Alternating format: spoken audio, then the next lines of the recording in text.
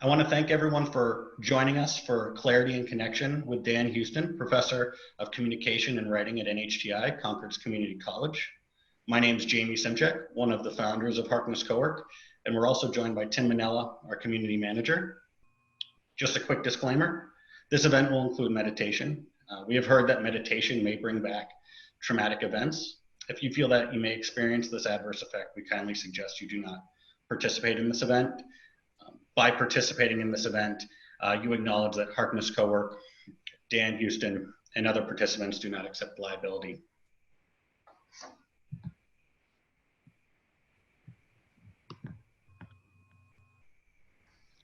Harkness Co-work is a collaborative co-working experience located at Capitol Commons in downtown Concord, New Hampshire, with a very local connection. Inspired by an incubator study commissioned by the City of Concord and Greater Concord Chamber of Commerce, Harkness Co-work gets its name from the philanthropist Edward Harkness, who was a graduate of St. Paul's School class of 1893. His most transformational gift resulted in challenging Phillips Exeter Academy to revolutionize its educational experience.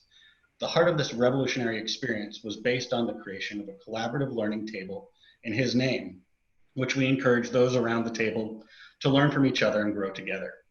We have taken this philosophy to heart and embedded this in the co-working experience, whether it be as literal as our table and seats logo and our meeting room tables, or in more subtle ways through our programming.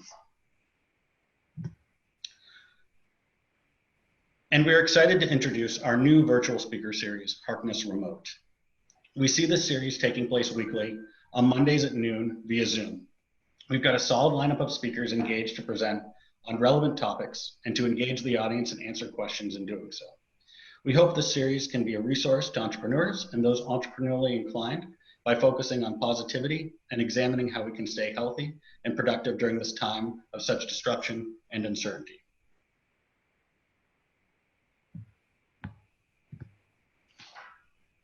Now, we are very excited to have Professor Dan Huston with us today. Professor Huston teaches mindful communication and writing in the English department at NHTI, Concord's Community College. He has been incorporating mindfulness, meditation, and emotional intelligence in his communication curriculum for over 20 years and was awarded NHTI's 2008 Chancellor's Award for Teaching Excellence. Professor Huston is the author of the textbook Communicating Mindfully, Mindfulness-Based Communication and Emotional Intelligence, which has been adopted at numerous colleges and universities, as well as other publications on mindful communication. He works extensively with a variety of departments to expand mindfulness in their courses, including information technology, dental, human services, and early childhood education. Professor Huston's training has inspired curriculum development to infuse mindfulness in courses ranging from cross-cultural literature to internship practicums. He has received training at the Center for Mindfulness in Medicine, Healthcare, and Society at the University of Massachusetts Medical School. Without further ado, I'm excited to turn this over to Professor Huston. Okay, thank you, Jamie. And so welcome to everybody. And I guess the first thing I'd like to say is please forgive us if we fumble around controlling Zoom. We're all kind of new to it, but we did a little bit of a practice round yesterday. So the first thing that I need to do technically is share my screen. And Jamie, did you stop sharing your screen? I have, yes, so you should be good to go. Okay.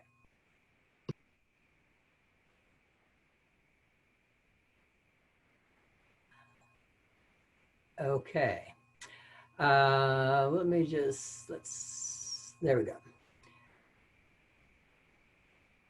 And so it's a pleasure to be here, and I wanted to thank Tim and Jamie for not just having me, but for creating this series. As maybe all of you know, or some of you at least know, they had planned to launch a business that was a communal kind of workspace. And clearly, it's not a great time for that right now. But instead of just giving up and kicking back and doing nothing, they decided to do something that they felt would benefit the community. And so again, I want to thank them for taking that response. And so my hope today is that I can introduce aspects of mindfulness to those of you who may not be familiar with it in ways that might help to manage the challenges that we're all facing. And if you do already have experience with mindfulness, then clearly this won't be an introduction to it, but still may be helpful getting together with like-minded people. And so to deal with logistics a little bit as we get started, some of this I hope to be interactive. And again, that involves some tools with Zoom. So Jamie has muted all of your mics to control background noise. And so when it comes time for potential participation, then we ask that you raise your hand electronically, which we'll practice in a second. And then when Jamie sees that your hand is raised, he'll turn on your microphone and then turn it off when you're done speaking. And so before we get started, it'd be nice to just have those controls down. So Jamie, do you want to take control for a second and give everyone practice raising their hands? For sure. So if any of the participants want to try raising their hands, that'd be great. Electronically, Laura. Jamie, how do they do that? Oh, perfect. So you should see it on the bottom of the screen. And if it disappears, it may, you may have to move your mouse to the bottom of the screen, but I see Jared and Haley and raise their hands. Tim raised his hand. So I think a few of them have gotten the handle of it.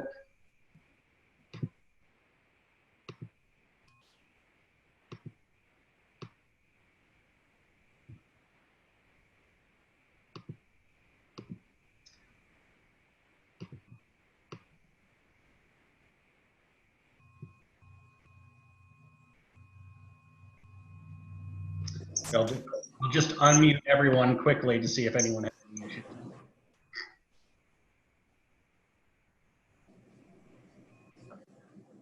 Nope, all good. If that's okay. Okay. All right, I think everybody's good. So ready to move on then?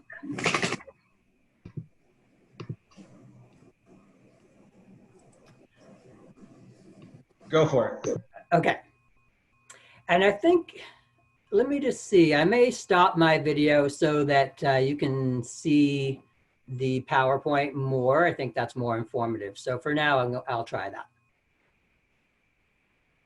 And let me see. Okay, I think I've got a good screen for myself. So Jamie gave a bit of an introduction to my work. Can you all see my screen still? Is there, Jamie, can you still see my screen? Yep, you're good. Okay. Jamie gave a bit of an introduction to my work. I'll just expand on that a little bit. Over 20 years ago, I created a course called Communicating Mindfully just before I was hired at NHTI in Concord. And between then and now, I've expanded that work and worked with faculty there. So we now have a mindful communication certificate. And we run a mindfulness conference every year that attracts worldwide keynote speakers. And so it's really expanded quite a bit. And so some of my talk today will draw on material from that course, but really largely, as I mentioned earlier, it's to talk in general terms about mindfulness in ways that I hope will help all of us to, again, manage some challenging times. So the first thing I'd like to show you is the foundational formula that drives the mindful communication work we do at NHTI. And so we have that as a kind of framework. And so if all goes well, you'll see here a formula that says mindfulness plus communication theory equals emotional intelligence. And so that emphasizes two components of our curriculum. One is practicing the ability to be fully present to the moments of our lives, and that is essentially what mindfulness is all about. And then the second portion is developing an awareness of basic communication theory. So things like inner monologue, nonverbal behavior, conversation skills, listening skills. And the idea is that as we develop an increased ability to be fully present, which is harder than it sounds, then part of what we'll notice in those moments of our lives are things like our inner monologue and how that's affecting our behavior, other people's nonverbal behavior and how that's influencing us. So we encourage people to think of those things as internal and external influences on our behavior. And so even though this workshop isn't going to be focused strictly on communication, that idea of being increasingly aware of internal influences and external influences in the moments of our lives, I think is extremely relevant to the days that we're all experiencing now. And that when we have that kind of increased awareness, we can use that information to make better decisions about how to behave, what to do, what not to do, that reflect, and that's the third part of the equation, emotional intelligence. So that's where I'm coming from in terms of my approach to mindfulness and communication, or mindfulness in behavior more generally. And it struck me as I was thinking about this workshop that a number of you might be familiar with emotional intelligence. And so this will be the first practice at raising your hand. So if you could raise your hand if you do have familiarity with emotional intelligence.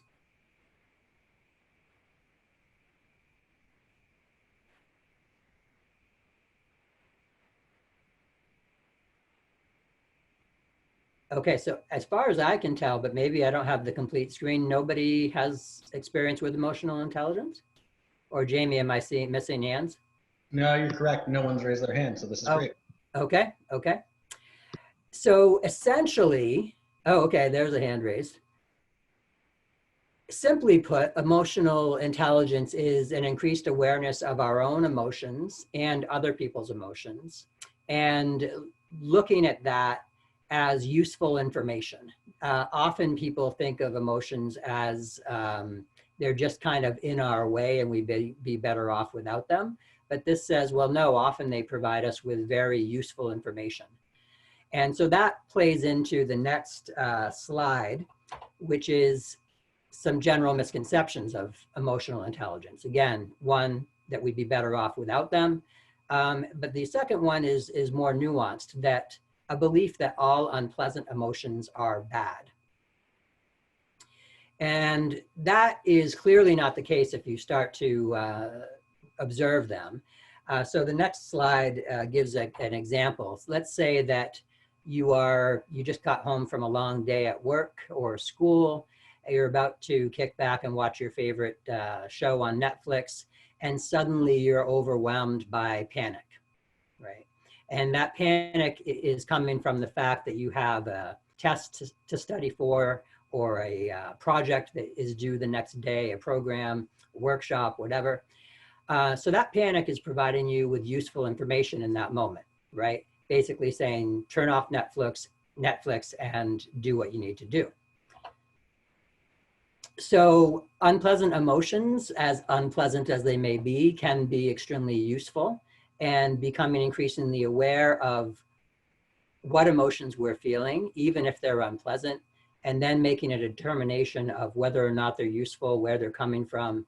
That's an example of emotional intelligence. And the next slide builds on what I've been saying, talking about an obstacle that we often encounter when we have an unpleasant emotion. We can often get caught up in unproductive thoughts of rumination or catastrophizing. So I can't believe that such and such happened.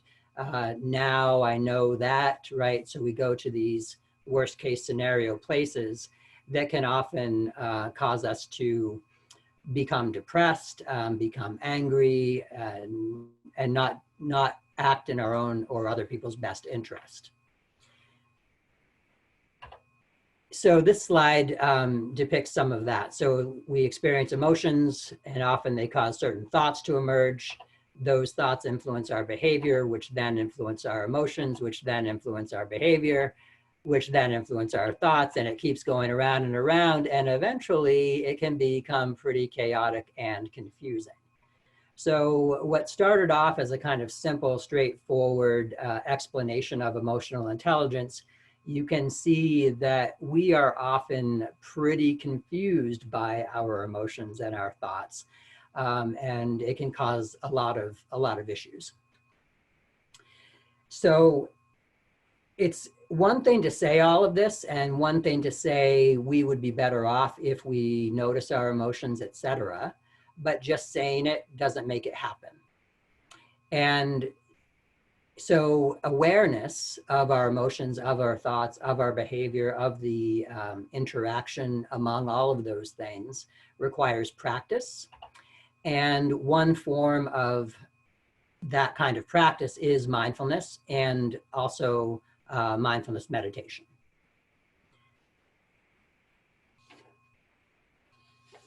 So again, I say all of that to form a kind of backdrop for the rest of the presentation. And so I hope that at some level, you all connected with some of those things that I just said. And I haven't really touched on the gravity of the situation that we're dealing with the epidemic, with the coronavirus, COVID-19. But there are a lot of emotions that we're all experiencing these days. And so, and a lot of thoughts, and they're impacting our behavior, I'm sure, in various ways. So in my mind anyway, this is vital for managing the days that we're experiencing. So I put together a few pictures that I hoped would help us to all just kind of take a moment to think about what we are dealing with as a community, as a country, as a world. And so here are the pictures that I chose. As of this morning, and every morning, as I'm sure you know, these numbers are increasing. Worldwide, there are more than 700,000 cases, nearly 35,000 deaths. In the United States, nearly 140,000, with more than 2,000 deaths. And the projections are that those numbers will go up or could go up dramatically. New Hampshire, 258 cases, 3 deaths, which may seem minor in comparison with the other numbers, but when I think about it, just 2 or 3 weeks ago, we were at about 7 cases and no deaths. So we're not invulnerable here in New Hampshire. And this is a picture of people in New York lining up for testing. And a picture of somebody being tested. And you've probably heard about the portable morgues that they've had to set up at hospitals in New York, which, as you also probably know, is the epicenter of the virus in our country. Maybe more familiar to us is this. So even in New Hampshire, when we go grocery shopping, we often can't find items that we need, including basics like toilet paper, tissue. And I don't know about you, but I find that pretty unsettling, the experience of going to the grocery store and seeing that. And all kinds of emotions and thoughts, again, can arise. So this is touching our lives. And So now I wanted to get a sense of who's in this virtual room and ask two questions. And again, we are testing our Zoom abilities here, but the first is in the form of a poll. So I was curious to know how many people have experience with mindfulness and to what extent. So Jamie, I think you put that together.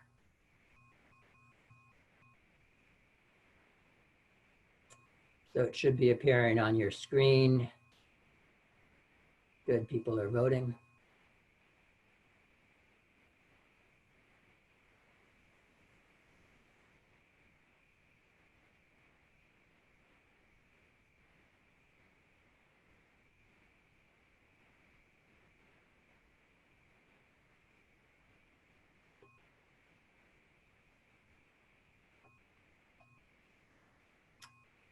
Okay, so nobody feels like they make it a practice in their day-to-day life. Some people have some experience and some people have none. Oh, okay. One person has it as a practice in his or her life.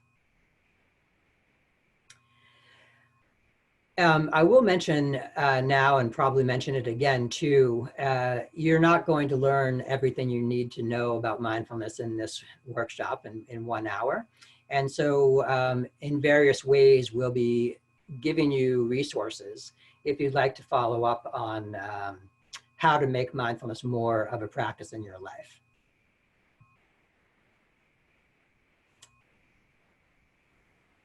So I think if I hit the X here, that stops it from appearing on the screen. It did on mine. I hope it did on yours too.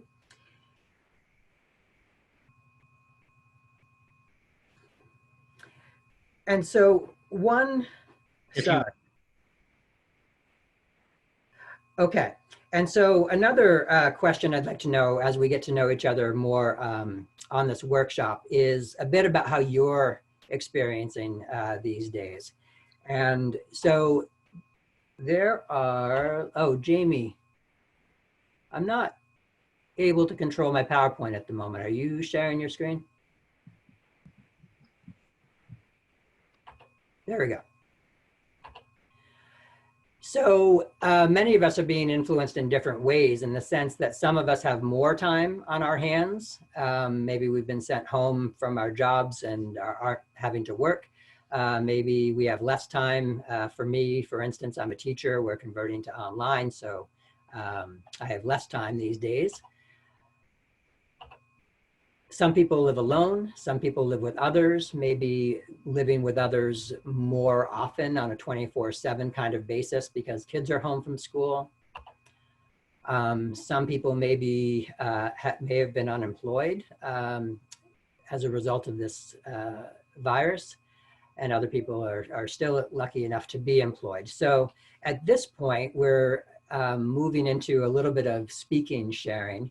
And not a full-fledged conversation, but if anybody's willing to raise their hand and have Jamie give you the mic and just tell us a bit about what your experience is like these days.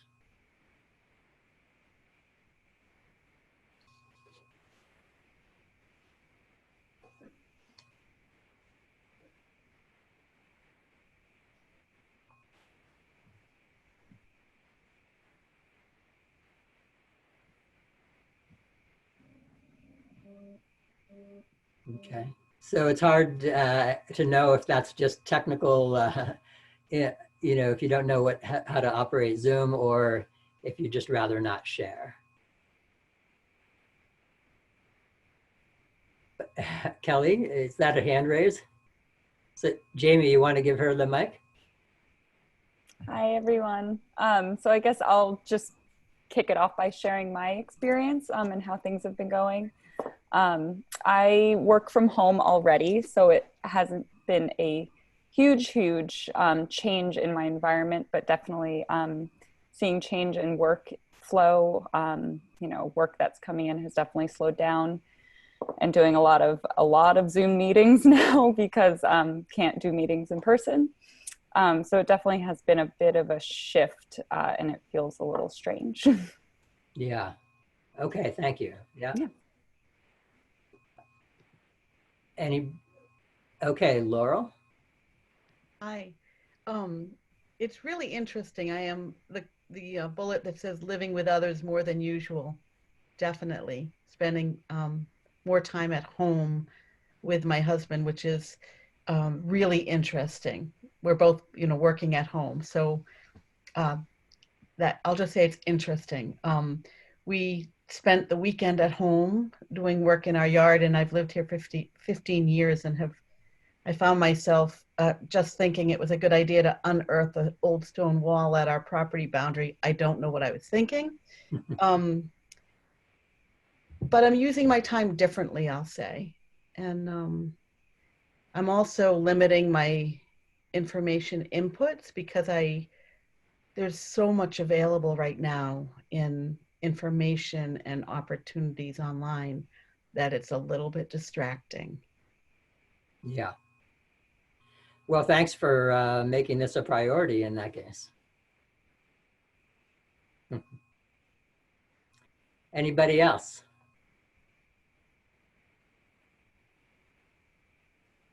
Okay. So no matter what you're experiencing right now, there may be a heightened feeling of really a fact that is always a fact, that the future is unknown, right? And so mindfulness is all about being in the present moment and really acknowledging that that is actually all we ever have, right? The past is gone, future hasn't existed yet. And so all we really ever have is the moment that we're in with an unknown future. But again, right now, I think more people are operating with that awareness than ever. But a question that comes up then is, how do we manage those moments effectively, especially given the anxiety that may be present in some of those moments.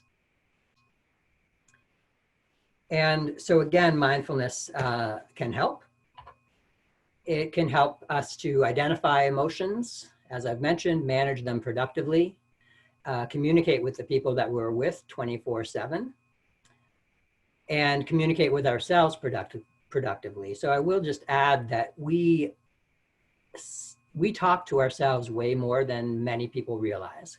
And what we say to ourselves has a huge impact on our behavior and our communication. So becoming increasingly aware of that inner monologue or self-talk is huge. And meditation, which we'll be doing some of, is one great way to become increasingly aware of that.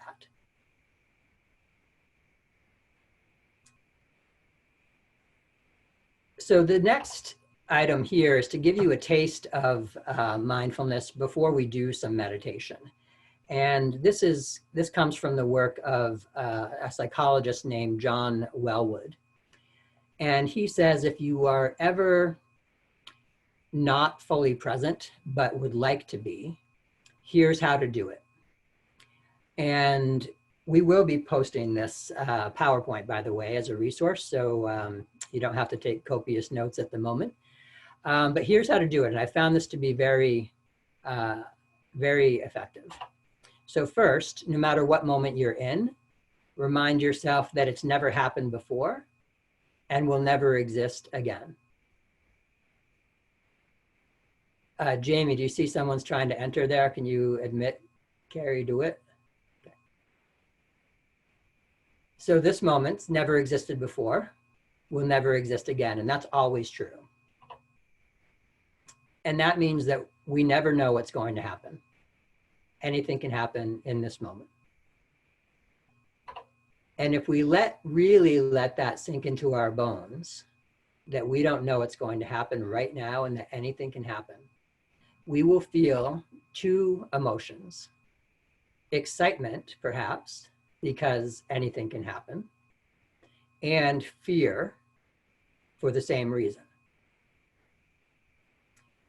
And now we're really paying attention because we realize how much of an investment we have on what's happening in this moment. And so we start to wake up a little bit. And I don't know if you had just experienced that as I'm reading through these instructions, but they really do work. And the key really is that third bullet, letting that sink into your bones. that anything can happen. And then the rest just happens. And when we wake up like that, we often notice things that we otherwise wouldn't have. And on some level, and often, that's a sensory experience, because if we are really paying attention and taking in information more fully, our senses are how we take in information. So we automatically start to see, hear, taste, touch, smell more vividly. And so this next portion of this workshop, or whatever you want to call this event, is kind of unusual. I'd like you to take, and I'll time it, and I hope you time it too, just 3 minutes to get up and walk away from the computer. You can walk around your house, you can walk outside, but remind yourself of these instructions. Remind yourself that the moment you're in has never existed before, that anything can happen, and open in that way. And if you do notice something that you don't think you would have otherwise, then consider sharing that when you come back with the group. So 3 minutes starting now, and we'll reconvene.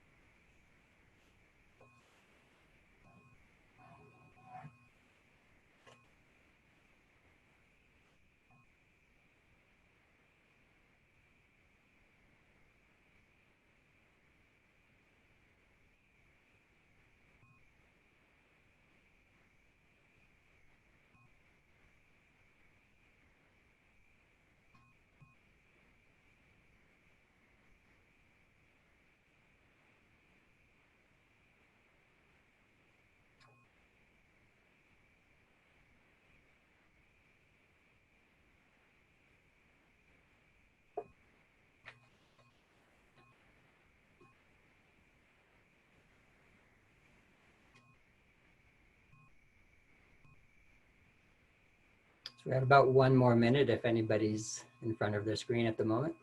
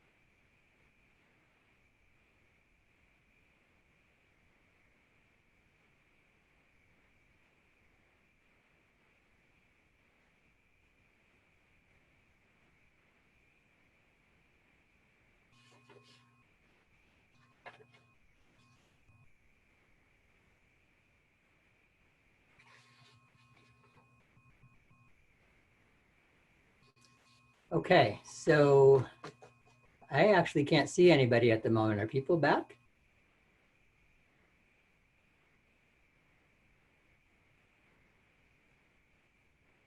Okay, I see some people, or their names anyway.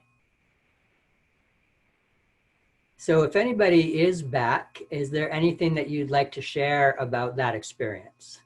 Anything you noticed?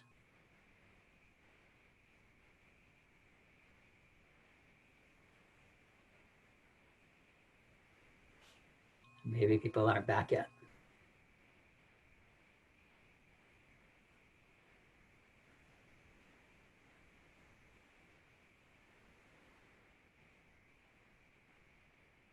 Okay, we have at least a couple of people back. Is there anything that you'd like to share about what that experience was like for you? Again, you can raise your hand and Jamie will give you the mic.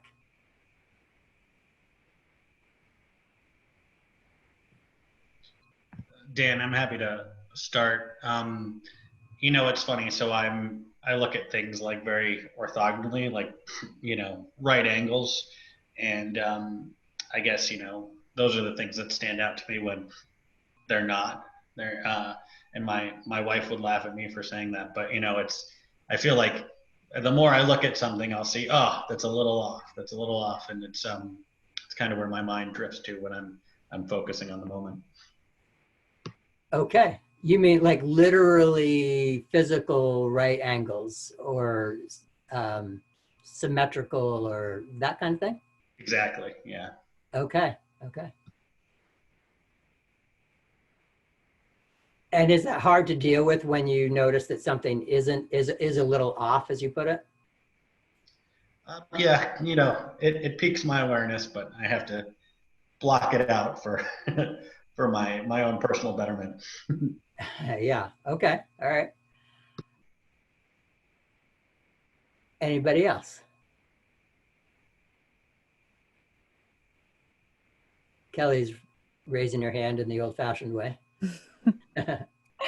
I felt like I was just more aware as I was moving through the space of what was around me. I definitely noticed that when I'm walking around, I tend to kind of zone out looking downward and be in my head. So it was kind of interesting to just look around a little more and kind of observe a little more mindfully. Yeah, okay. Yeah, so often we are in our head and we're not really in the present moment, right? Noticing what's actually happening in this moment, other than the thoughts that are going through our minds. Yeah, nice. Anybody else?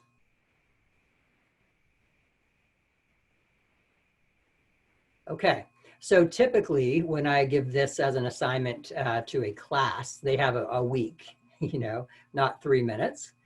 But if you continue doing this practice, I think you will notice what's called an open presence awareness. And it's a way of being in the moment that is often more accurate in terms of our perception, because we're not imposing judgments, assumptions, expectations. We're really seeing what's there. And again, that is fundamentally what mindfulness is all about. And so I'm going to go through these next couple of slides a bit quickly so that we make sure we have some time for some actual meditation. But when we are approaching the moments of our lives in that way, with that kind of clarity, it can be challenging sometimes because we might notice things that are difficult. And so can we do that and still be gentle with ourselves and others? Can we deliberately not take in more than we can handle, right? So if we notice that we're becoming overwhelmed, if we notice that sooner than later, we can maybe take a break of some sort. Can we have that kind of accurate perception without giving up? If we run into real difficulty about what's going on in our lives, it's easy to get into a place of denial. So can we, again, have that kind of accurate perception without going to that denial place? And continue doing best practices despite how long we may be in this situation.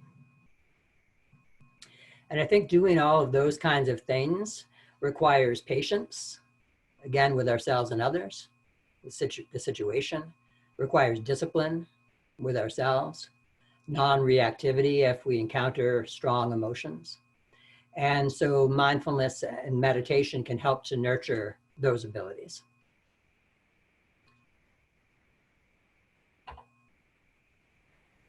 So I would like to do a bit of meditation with you. And as Jamie said in the beginning, as a disclaimer, and this is really probably not even necessary to say because we'll be doing such a short meditation and it's so rare, but in rare circumstances, meditation has been shown to trigger trauma. And so we just felt like it was important to let you know that. So if you're not comfortable with doing meditation or you find that you're having some sort of unsafe psychological experience while you're doing it, to stop right away and perhaps let somebody know. This meditation we'll be doing is called a Soles of Feet meditation that was developed to be grounding. And so it seemed like an appropriate one to experiment with today, to introduce people to meditation with. And it's also nice and short, so it's useful as an introduction. So for now, you don't have to get in any fancy posture, but it does help if your back is straight, because the idea is to find a posture that you can hold, in this case, for about 5 minutes. And so to have your back straight, often you need your knees slightly lower than your hips. So you can adjust accordingly. And it might help also to tilt your chin down just a bit to align your spine. And if you'd like, you can close your eyes. You can turn off your video if you feel more comfortable. If you don't want your eyes closed, then you can look forward and down and not really focus on anything in particular.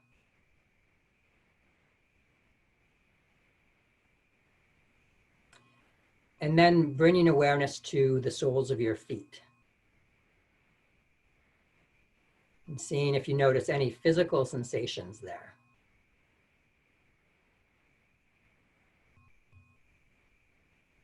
So you might feel sensations of temperature, for instance, coolness or warmth, maybe moisture, maybe nothing, and that's okay.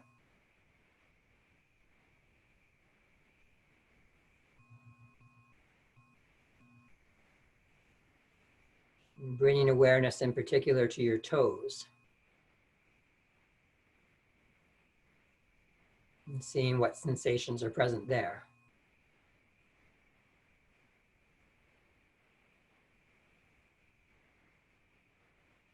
Maybe you feel where they're pressing up against your shoe. Maybe some tingling.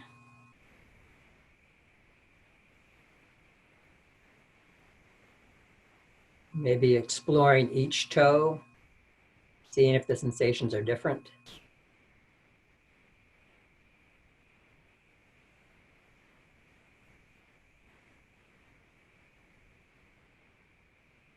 And then exploring the balls of your feet.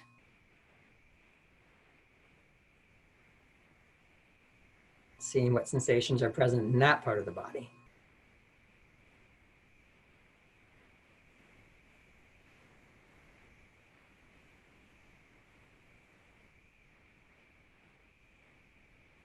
There may be times when you suddenly realize that you're off in thought, carried away someplace else. And when that happens, don't judge yourself for that. It's okay. It's natural. You might even take delight in the fact that you noticed your mind has wandered, because now you're that much more aware of your self-talk. And then gently refocus on the soles of your feet.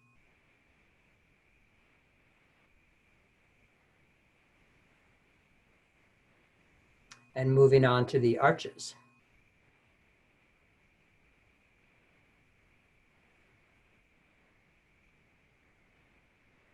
And not manufacturing sensations, not wishing them into being, but noticing any that do appear. They may come, they may go. Coolness, tingling, moisture, nothing.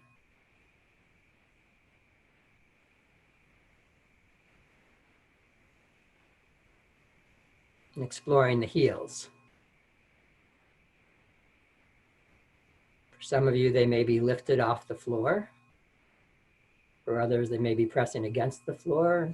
That may change the sensations you're experiencing.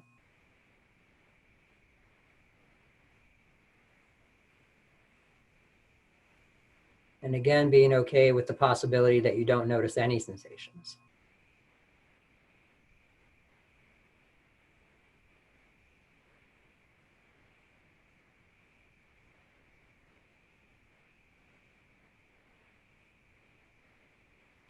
And in a moment, we'll be ending this meditation. And when I give that signal, I invite you to not rush when you open your eyes if you've had them closed, but to open them slowly and with curiosity. Not predicting what you'll see, but allowing colors and shapes to reveal themselves to you. And whatever it is that you do see, acknowledging that at a very physical, solid level in this moment. Could be furniture, it could be your computer, walls, all solid, grounded in this moment.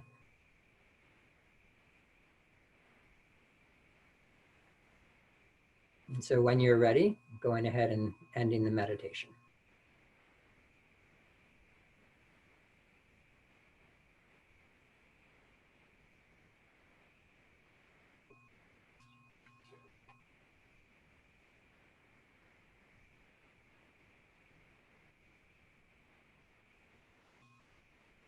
And also when you're ready, then going ahead and turning your videos back on if you'd like.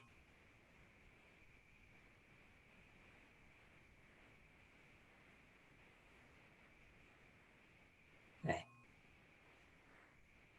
So again, I'm curious if anybody has anything they'd like to share about what that was like.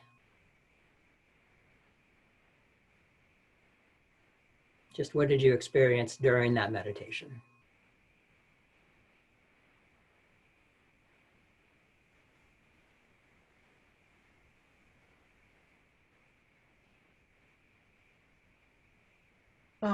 That's the first time I've ever focused on the soles of my feet when I was not standing up. So it was a very different awareness, I guess, if you will, for me. And I think most prevalent was the air and temperature. Okay, nice. So you did notice some sensations pretty keenly. Yes. Yeah. Great, thank you. Anybody else?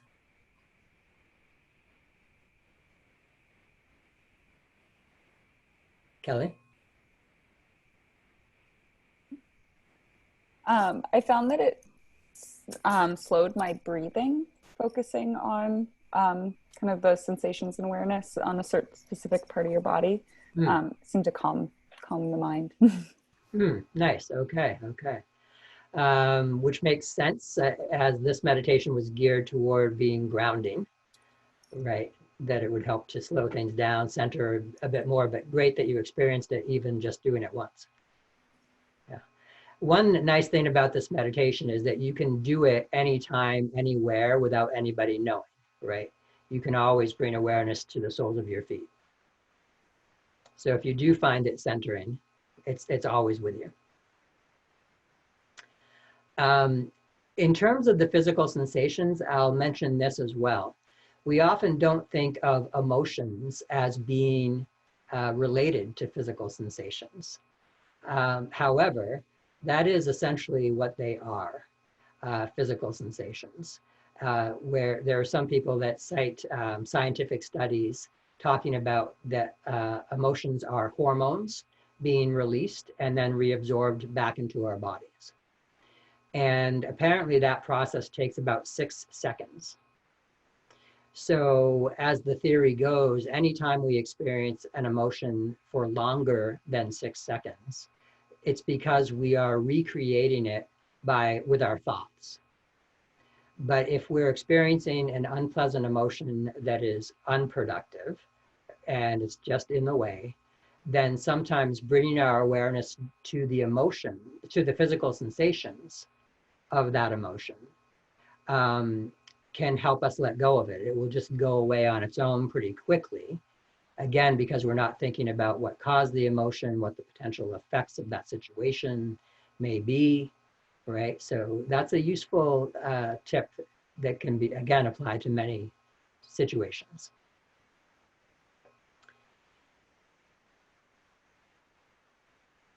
So we have about 5 minutes left. And I will, as I mentioned, be posting some resources for you. This is a quick introduction to mindfulness and meditation. But if you're interested, then there's a lot more to learn. And really, the idea is to practice it. It's not a matter of, in order to be mindful, you need to do this, this, this, and this. It's a way of being that we really need to train ourselves to do. I was thinking that I might conclude with a poem that I found particularly meaningful.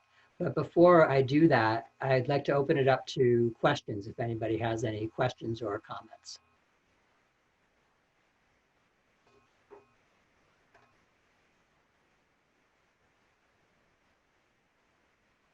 Okay. So often meditation classes will end with a poem that somehow exemplifies the kind of awareness that mindfulness is all about. And this particular poem, I think, does that. And it's does so in the context of what we're going through internationally.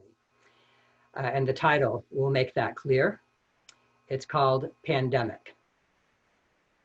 And it's by Lynn Unger, written March 11th, 2020.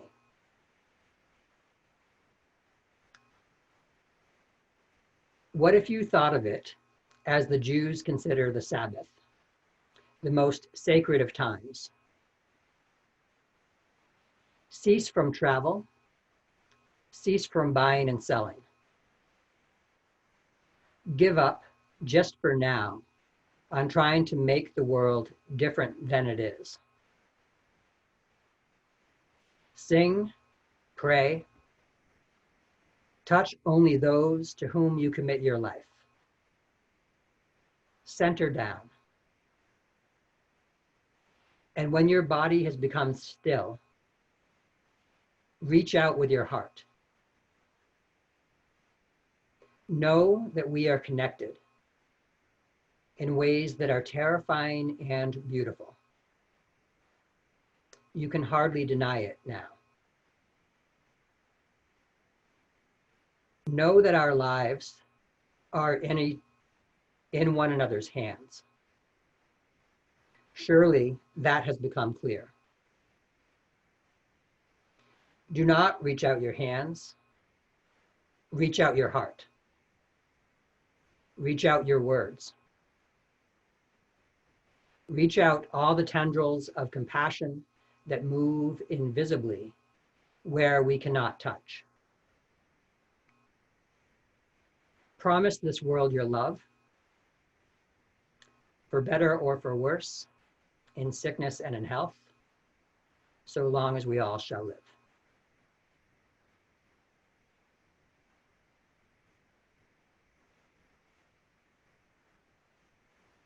I'll try to remember to send that poem out as well with the resources. There's a lot to take in. So unless anybody has any questions or things that they'd like to discuss with me, that's all I have planned. And I'd like to thank Jamie and Tim again and turn things back to Jamie.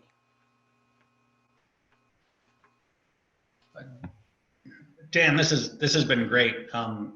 You know, on behalf of Tim and myself, I want to thank you for such a wonderful presentation and thank everyone for participating today. We appreciate all of you being a part of this Harkness cohort community and for joining us for our first Harkness remote event of this series. So thank you very much and keep collaborating, everyone. Thank you, Jamie.